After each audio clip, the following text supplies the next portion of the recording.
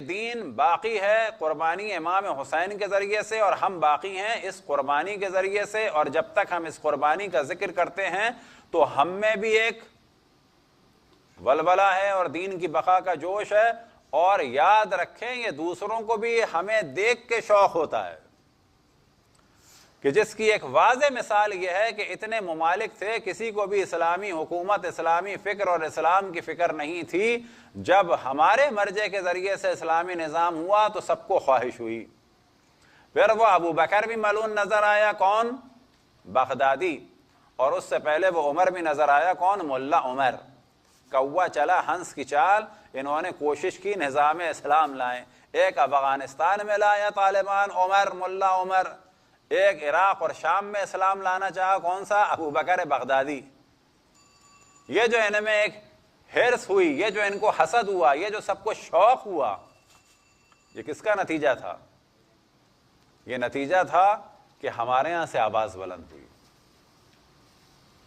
تو یہ ذہن میں رکھیں، یہ جو دین باقی ہے یہ ہماری ہی وجہ سے لوگوں کو شوق ہے،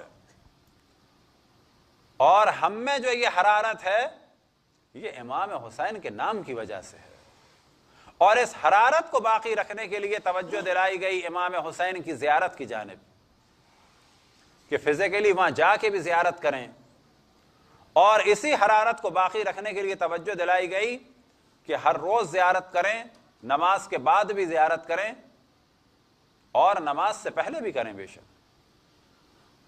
بقول بعض علماء کے کہ نماز سے پہلے بھی امام حسین علیہ السلام کی زیارت کریں، ان کی خدمت اقدس میں سلام پیش کریں، اور ان کا شکریہ ادا کریں کہ آپ کی بچائی ہوئی نماز کو میں پڑھنے جا رہا ہوں،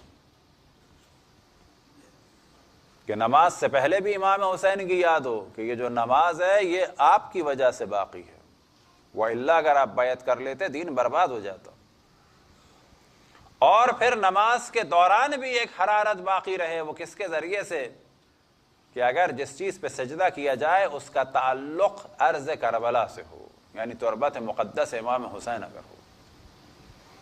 وجہ کیا ہے؟ کہ یہ بقا جو دین کی ہے امام حسین کے ذریعے سے، یہ جو حرارت دین میں ہے یہ امام حسین کے ذریعے سے ہے، اور یہ وہ قول ہے اشرف الانبیاء کا، ان فی قتل حسین لحرارۃ فی قلوب المؤمنین لن تبرد۔ قتل حسین میں ایک ایسی حرارت ہے مومنین کے لیے جو کبھی بھی ٹھنڈی نہیں ہو